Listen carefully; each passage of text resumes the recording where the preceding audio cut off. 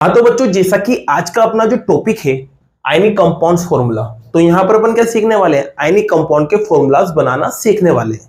ठीक है, अब इसको बनाने के लिए आपको करना क्या है, इसको बनाने के लिए आपको इन आयंस को याद रखना है। और अगर याद नहीं होना तो कोई दिक्कत नहीं, वीडियो के लास्ट में मैं आपको एक ट्रिक बताने वाला हूं।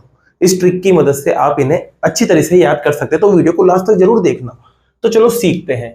तो देखिए, सबसे पहले आपके यहां पर लिखा हुआ है सोडियम क्लोराइड। अब सोडियम क्लोराइड में आप देख सकते हो सोडियम यहां पर है, तो सोडियम पे जो चार्ज है वो क्या है, प्लस का 1 चार्ज है भाई।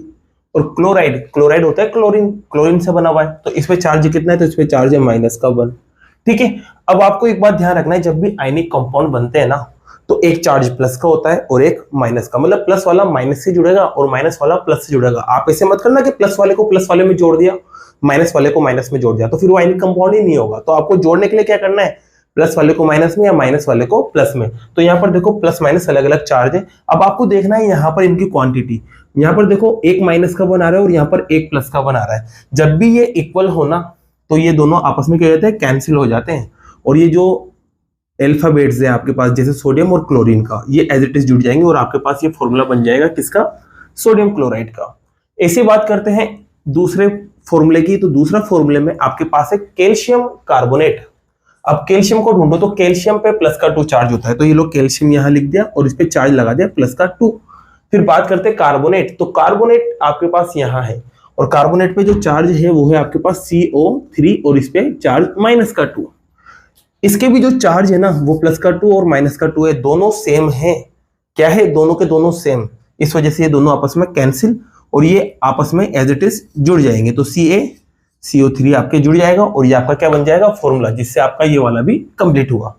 बाकी की बात करते हैं अपन अगले वाले एग्जांपल की, तो अगला वाला आपके पास है एल्यूमिनियम ऑक्साइड। अब एल्यूमिनियम की बात करें तो एल्यूमिनियम को ढूंढो, तो एल्यूमिनियम आपको मिलेगा यहां पर।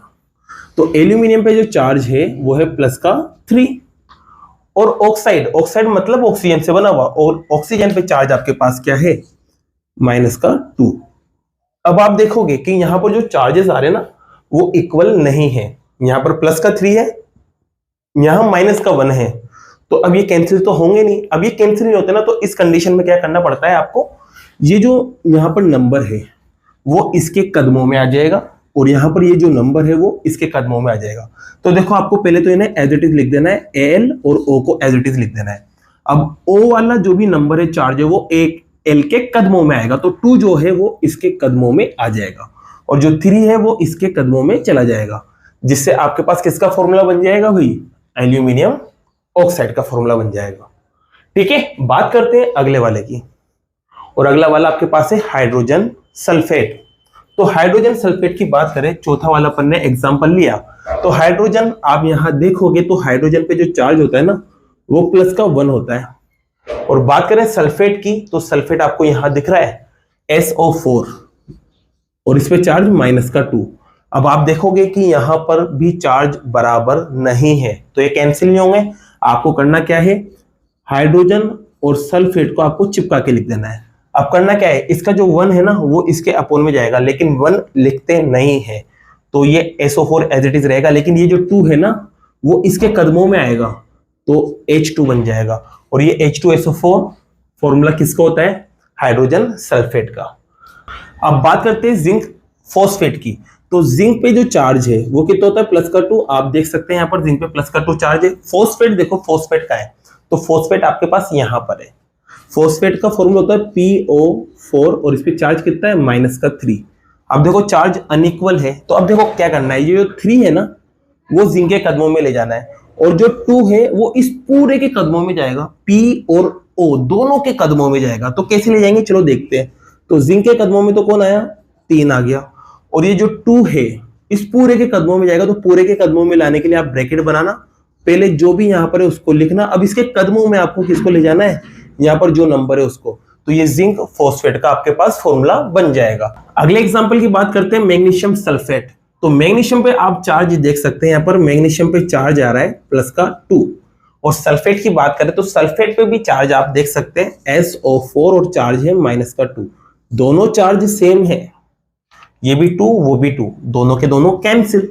कैंसिल होने के बाद जो बचा उसे बस चिपका के लिख देना है, तो MgSO4 आपके मैग्नीशियम सल्फेट का फॉर्मूला बन जाएगा। ठीक है, अब बात करते हैं 7 एग्जांपल की। तो 7 वाला एग्जांपल आपके पास है कैल्शियम हाइड्रोक्साइड। तो कैल्शियम हाइड्रोक्साइड, अब कैल्शियम को ढूंढो, तो कैल्शियम आपके पास ये रहा, तो कैल्शियम आपके पास है Ca और इस पे प्लस का 2 चार्ज। हाइड्रोक्साइड, अब हाइड्रोक्साइड आपके पास यहां पर है, ये रहा OH, तो ये OH लिख दिया और इस पे चार्ज आएगा माइनस का 1।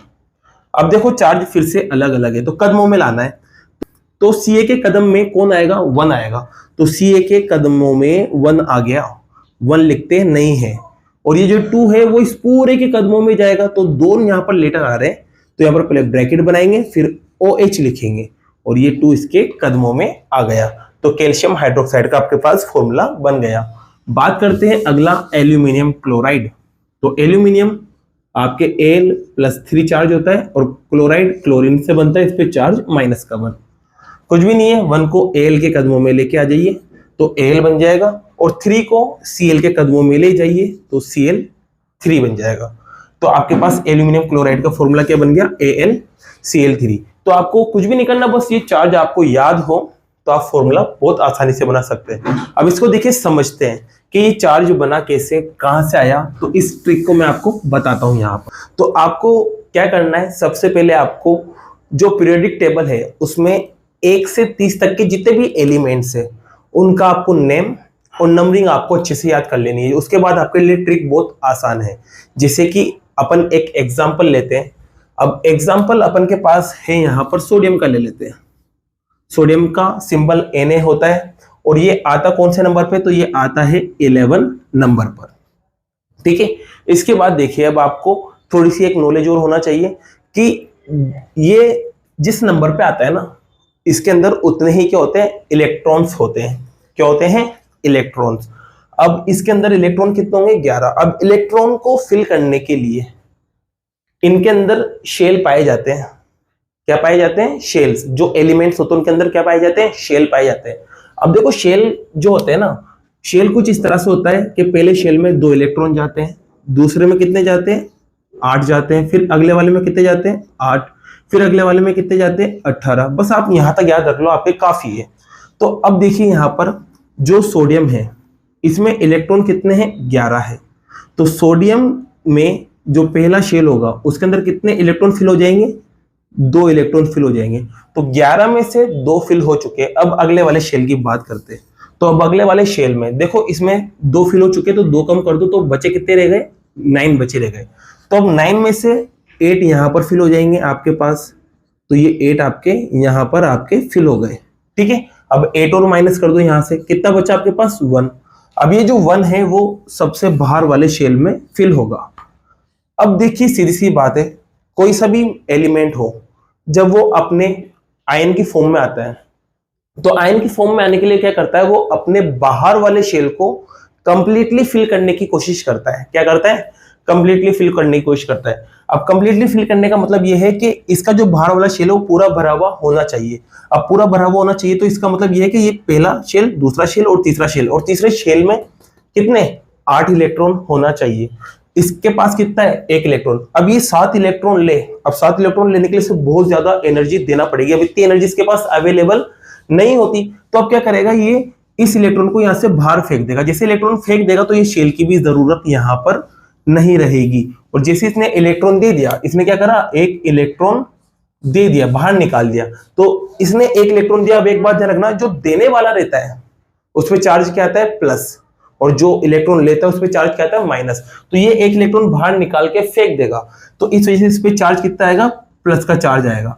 अब एक बात बताइए, इसने कितने इलेक्ट्रॉन दिए, 1 इलेक्ट्रॉन दिया, इसलिए इस पे प्लस का 1 चार्ज आया। और प्लस का 1 चार्ज आप देख सकते हो, सोडियम पे प्लस का 1 ही चार्ज था। और दूसरे एग्जाम्पल को समझते हैं। तो दूसरे एग्जाम्पल के लिए अपन ले लेते हैं, जैसे कि मैग्नीशियम को ले लेते हैं। किसको ले लेते हैं, मैग्नीशियम। मैग्नीशियम जब आप देखोगे, नंबरिंग याद करोगे, तो मैग्नीशियम आता है 12 नंबर पर। इलेक्ट्रॉन इसके अंदर कितने होंगे, 12 होंगे। पहले शेल में कितने जा चुके, 2। फिर दूसरे शेल में कितने जा चुके, दूसरे शेल में जाएंगे इसमें 8, क्योंकि 8 जा सकता है आराम से, ये 8 जा चुके। पहले 2 जा चुके हैं तो बचे कितने, 10। 10 में से भी 8 जा चुके हैं तो बचे कितने, 2। अब इसके बाद ये जो 2 है वो बाहर ही वाले शेल में आएंगे, तो बाहर वाले शेल में 2 इलेक्ट्रॉन आएंगे। अब देखो सीधी सी बात है, या तो ये 6 इलेक्ट्रॉन ले ले, ये इन दोनों इलेक्ट्रॉन को बाहर निकाल के फेंक दे। तो आसान क्या है इसके लिए आसान है 2 इलेक्ट्रॉन को बाहर निकाल के फेंकना। तो इन दोनों इलेक्ट्रॉन को ये यहाँ से बाहर फेंक देगा, जिससे ये शेल भी खत्म हो जाएगा।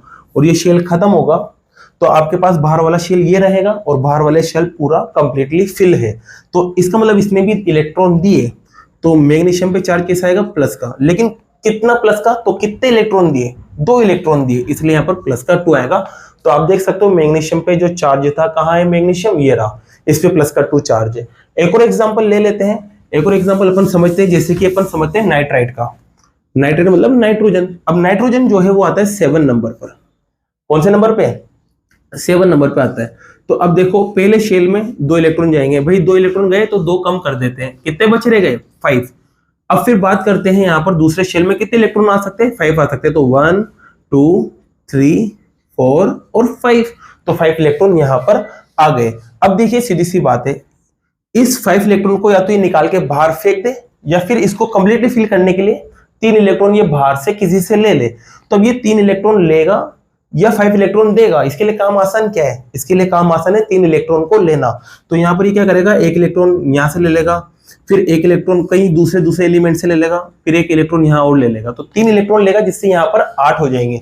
तो नाइट्रोजन ने क्या करा? 3 इलेक्ट्रॉन लिए। अब 3 इलेक्ट्रॉन लिए तो इस पे चार्ज कैसा आएगा? माइनस का, और 3 लिए इस वजह से 3 माइनस आ जाएगा। तो आप देख सकते हैं नाइट्रोजन पे माइनस का 3 चार्ज होगा, ये रहा -3 चार्ज। इसी तरह की और वीडियो से पढ़ने के लिए आप हमारे चैनल को सब्सक्राइब कर सकते हैं। Thank you so much.